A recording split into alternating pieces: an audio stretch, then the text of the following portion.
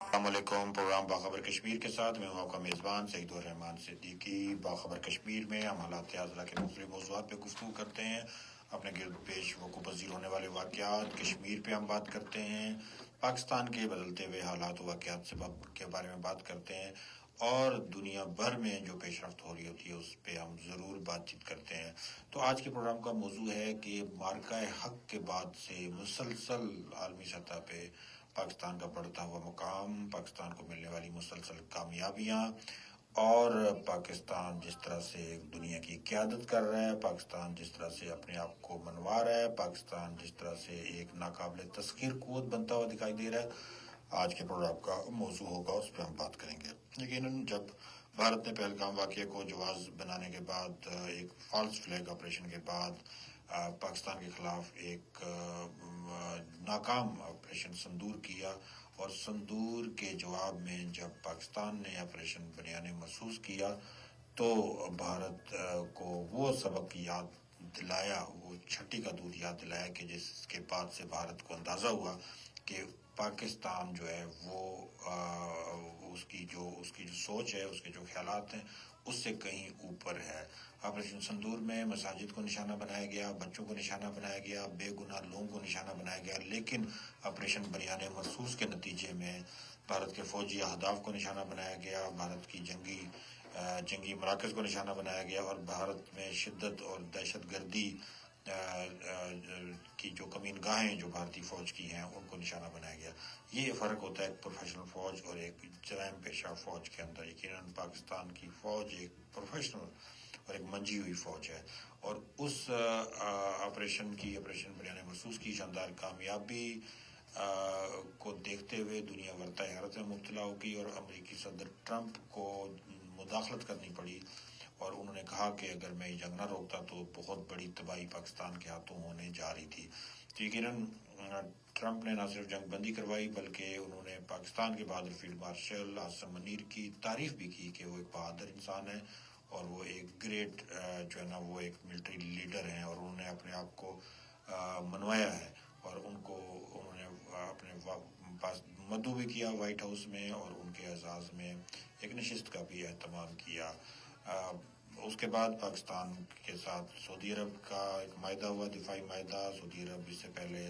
دفاع کے حوالے سے امریکہ کے ساتھ منسلک تھا، اور اب وہ پاکستان کے اور زیادہ قریب آیا ہے۔ اس سے پہلے بھی پاکستان کے فوجی دستے سعودی عرب کی مدد کے لیے موجود رہتے تھے، الحرمین الشریفین کے تحفظ کے لیے، لیکن اس مارکہ حق کے بعد سعودی عرب نے پاکستان کے ساتھ ایک مکمل دفاعی معاہدہ کیا، جس کے تحت پاکستان کے دفاع کا ضامن، سعودی عرب کے دفاع کا ضامن یعنی حرمین الشریفین کا ضامن پاکستان کو قرار دیا گیا۔ تو اسی اثنا میں ایران پہ جارحیت کی گئی، امریکہ اور اسرائیل نے مل کے جارحیت کی، پاکستان نے اس کی مذمت کی، اور پاکستان نے واشگاف الفاظ میں اپنے موقف کا اعادہ کیا، اور اس کے فوراً بعد پاکستان نے امن کوششیں شروع کی۔ پاکستان کے فیلڈ مارشل نے اور پاکستان کے وزیر اعظم نے مل کے ان کوششوں کو شروع کیا، اور وہ جہاں ایران میں ہونے والی جارحیت کی مذمت کر رہے تھے، وہاں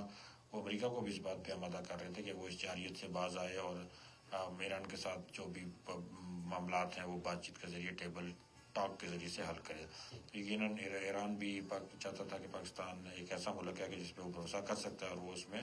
ایک اہم کردار ادا کرے۔ یقیناً پھر مذاکرات کا سلسلہ شروع ہوا، اور پاکستان نے اس کو انیشیٹ کیا، اور اسلام آباد اس کا مرکز بنا، اور پاکستان کو یہ اعزاز حاصل ہوا کہ دنیا کی ایک خطرناک ترین جنگ، عالمی جنگ کو روکنے میں ایک امن کے پیغمبر کے طور پہ پاکستان جو ہے سامنے آیا۔ فیلڈ مارشل خود ایران گئے، اور ایران میں انہوں نے تمام ارباب اختیار جو ایران کے ان سے ملاقاتیں بھی کی، اور ان کا پیغام جو ہے وہ امریکہ تک پہنچایا، اور اسلام آباد میں ایک دفعہ پھر بیٹھنے کے لیے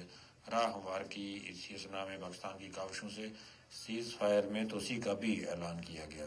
تو پاکستان نے الحمدللہ ایک بڑا اچھا کردار ادا کیا ہے دنیا میں، دنیا کی سلامتی کے لیے، دنیا کے امن کے لیے، اور اب پاکستان نہ صرف جو ہے نا اس خطے کی ایک قوت ہے الحمدللہ انڈیا کو شکست دینے کے بعد، بلکہ دنیا کی بھی ایک بڑھتی ہوئی قوت کے طور پہ سامنے آیا، اور دنیا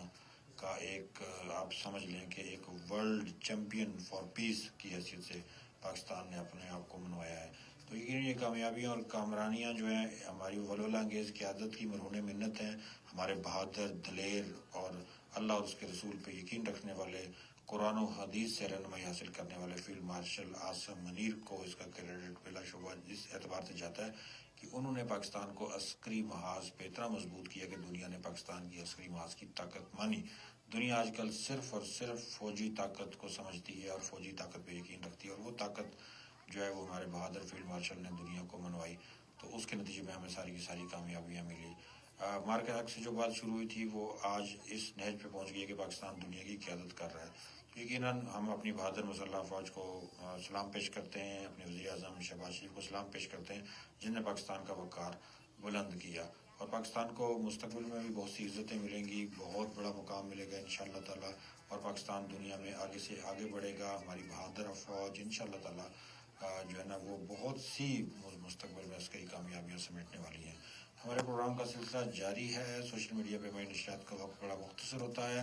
آپ جڑے رہیے گا سونو ایف 89.4 کی فریکوینسی پہ، اور ہمارے پروگرامز کے بارے میں اپنی رائے کا ضرور اظہار کیا کیجیے اپنے سوشل میڈیا کی کمنٹس کے ذریعے سے، اور اس کے علاوہ ہمیں ٹیلی فون کالز کر کے بھی آپ ہمارے پروگرام کا فیڈ بیک ہمیں دے سکتے ہیں. تو سنتے رہیے سونو ایف 89.4 پہ.